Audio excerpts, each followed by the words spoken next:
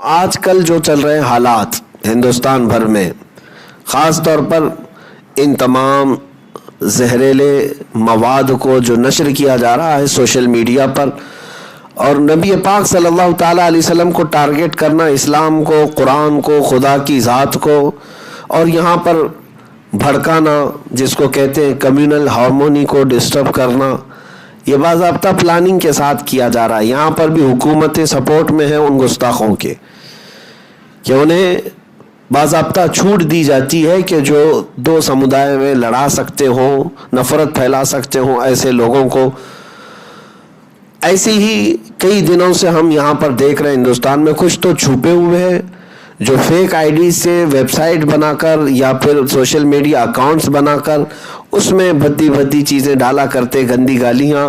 ان کو cyber crime کبھی اگر وہ ڈیٹیکٹ ہو جاتے ہیں تو بند کر دیتے ہیں یا کارروائی ہوتی ہے، لیکن کچھ کھلے سانڈ ایسے ہیں جو پوری دنیا میں پہچانے بھی جاتے ہیں، ان کا نام بھی ہوتا ہے، اور باضابطہ وہ اپنے آقاؤں کی حمایت میں بیٹھ کر کے ایسے بیانات نشر کر رہے ہیں۔ اور یہ ابھی فی الحال 2018-19 سے ہندوستان میں کچھ زیادہ ہی ہونے لگا۔ تاریخ میں ایسی گندی گالیاں اسلام کے متعلق یا بانی اسلام کے متعلق کھل کر کے کوئی اپنے پروفیشنل نام کے ساتھ نہیں کرتا تھا، جیسے آج کا وہ پاکھنڈی نرسنگ آنند کرتا ہے۔ وہ 1-2 دن سے نہیں، پچھلے 2 سال سے اس طرح کی حرکتیں کر رہا ہے۔ میں آپ کو بتاؤں، وہ پاگل آدمی، آپ سب سنے ہوں گے، بہت سارے لوگ مجھے یہی کہتے ہیں کہ وہ پاگل ہے، مورخ ہے، بیوقوف ہے۔ ابھی جو حالات ہوئے اس کے جواب دینے پر میں آپ کو ایک بات کی وضاحت کر دیتا ہوں۔ کچھ علماء بھی یہ کہتے ہیں وہ احمق ہے، پاگل ہے، اس کا دماغی سنتولن بگڑا ہوا ہے، وہ کچھ اول پھول بکتا رہتا ہے۔ ایک بات یاد رکھنا، جاہل ہونا، پاگل ہونا، بیوقوف ہونا اور ہے، گستاخ رسول ہونا اور ہے۔ مجھے کوئی بھی عالم دین یہ مسئلہ بتا دے، کیا پاگل کو اجازت دی جا سکتی حضور کو گالیاں دینے کی؟ جاہل کو، بیوقوف کو، احمق کو یہ اجازت دی جا سکتی ہے؟ بلکہ ہماری تاریخ ہے، شاتم رسول کے مسائل الگ ہیں، پاگل اور مجنون اور بیوقوف کے الگ ہیں۔ میاں اب جیسے میں آپ کو بتاؤں کہ ہم نے جو جواب دیا، یا جب کبھی ہم حضور پاک صلی اللہ تعالیٰ علیہ وسلم کی عزت کے لیے دفاعی طور پر میدان میں کھڑے بھی رہے، تو یہ میرا فریضہ ہی نہیں بلکہ یہ میرا دین ہے، یہ میرا دین ہے۔ نبی پاک صلی اللہ تعالیٰ علیہ وسلم کی طرف اٹھنے والی ہر انگلی کا میں جواب دیتا رہوں گا، چاہے وہ پاگل کی طرف سے آئے، کہ جاہل کی طرف سے آئے، کہ بیوقوف کی طرف سے آئے، کہ عقل مند کی طرف سے آئے، یا حکومت پر بیٹھا ہوا بھی کوئی کہے۔ یہ بہانے نہیں ہیں جو آج کہے جا رہے ہیں کہ وہ جاہل ہے، پاگل ہے، بیوقوف ہے، مورخ ہے، اسے منہ نہیں لگانا چاہیے۔ کیا ہماری تاریخ ایسی ہے؟ یہی حال اسپین میں ہوا تھا، اندلس جس کو کہا جاتا تھا۔ 700 سال تک مسلمانوں کی حکومت رہی۔ ایک زمانہ ایسا آیا کہ تاریخ میں بتایا گیا کہ ایک پاگل کو چوراہے پر کھڑا کر دیا گیا تھا حضور کی شان میں گالیاں دینے کے لیے۔ وہ گالیاں دیتا تھا، نبی پاک صلی اللہ علیہ وسلم کو برا بھلا کہتا تھا۔ لوگ گزرتے تھے، اتنے ماڈرن ہو گئے تھے، اپنے عیش و آرام میں یہی بات کہتے تھے کہ وہ پاگل ہے، چھوڑو اس کو، کون منہ لگائے گا۔ کئی دن تک یہ چلتا رہا۔ اس کے بعد دشمنان اسلام نے ایسا حملہ کیا کہ مکمل وہاں سے مسلمانوں کو ختم کر دیا۔ آج تقریباً 500 مسجدیں وہاں پر چرچ بنی ہوئی ہیں۔ گستاخی کو، رسول پاک صلی اللہ تعالیٰ علیہ وسلم کی شان میں ہونے والی توہین کو یہ کہہ کر کے نظر انداز کر دیا جائے گا کہ وہ پاگل ہے۔ ابھی میں آپ کو بتاؤں، پچھلے سال بھی جب وہاں سے گستاخیاں شروع ہوئی تو ہم نے جو بھی جواب دینا تھا ہم نے بھی للکار کر کے پکارا۔ تو معاملات جو بنے ہوئے تھے ہندوستان بھر میں آپ کو بھی پتہ ہے، اس وقت بھی کچھ ڈپارٹمنٹ کے لوگ، پولیس والے ہم سے یہ بات کہہ رہے تھے کہ آپ سوشل میڈیا میں کیوں جواب دے رہے ہیں، اس شخص کو آپ منہ کیوں لگا رہے ہیں، ہم جانتے ہیں وہ پاگل آدمی ہے، اول فول وقتا ہے. اس وقت بھی میں نے کہا تھا اور کل بھی میں یہی کہہ کر کے آیا دلی میں، کیا صاحب یہ بات کتنے ہلکے میں آپ کہہ رہے ہو کہ پاگل ہے. اگر کوئی کتا پاگل ہو جائے تو کیا سڑکوں پہ اسے آوارہ چھوڑ دینا چاہیے؟ کتا اگر پاگل ہو گیا اور سڑکوں پر آپ نے چھوڑے رکھا ہے تو کتنوں کو کاٹے گا اور کتنوں کو زہر پھیلے گا. تو یہ تو ناانصافی آپ کر رہے ہیں کہ اگر کوئی پاگل ہے تو اسے ہونا کہاں چاہیے؟ مندر میں نہیں، پاگل خانے میں. آپ کو سب پتا ہے، آپ بار بار یہ کہہ رہے ہیں کہ وہ پاگل ہے، اسے منہ کیوں لگاتے ہیں؟ تو اس کو پاگل خانے میں رکھیں، ہم نہیں جائیں گے کبھی پوچھنے کے لیے. پاگل لوگ اندر کیا کیا چلاتے ہوں گے، ہم کو کہاں خبر آتی ہے اس کی. لیکن کوئی آدمی ذمہ دار کرسی پر بیٹھے، کسی مندر کا مہنت ہو، پجاری ہو اور سوشل میڈیا کا پلیٹ فارم چلاتا ہو، اور پھر آپ اس کو کہتے ہیں کہ بیوقوف ہے، پاگل ہے. تو ہم بھی جانتے ہیں کہ یہ کس قسم کے پاگل ہیں اور ان کو ٹھیک کرنا بھی آتا ہے ہمیں. کہ اگر یہ پاگل پن اور بیوقوف ہونے کا بہانہ بنا کر ڈپارٹمنٹ کے لوگ یا حکومت کے لوگ اس کو چھوڑ دیا کرتے ہیں تو ہم عاشقان رسول جو ہے ان چیزوں کو نظر انداز کبھی نہیں کریں گے.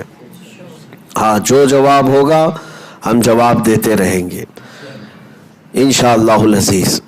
یہ بات کی وضاحت ضروری تھی، کلیریفیکیشن ضروری تھی کہ بہت سارے لوگ جو اپنے آپ کو سنجیدہ کہتے ہیں، اپنے آپ کو بہت ہی مہذب کہتے ہیں، وہ ان باتوں کے مشورے بھی دیتے ہیں کہ ضروری نہیں ہے وہ ان کا جواب دینا. مجھے تاریخ کی کسی کتاب سے بتا دیں کہ پاگل لوگ گالی دیتے رہیں تو ضروری نہیں ہے کہ جواب دیا جائے. اعلیٰ حضرت فاضل بریلوی رضی اللہ تعالیٰ عنہ اپنی پوری زندگی گستاخوں کے رد میں انہوں نے لگا دی.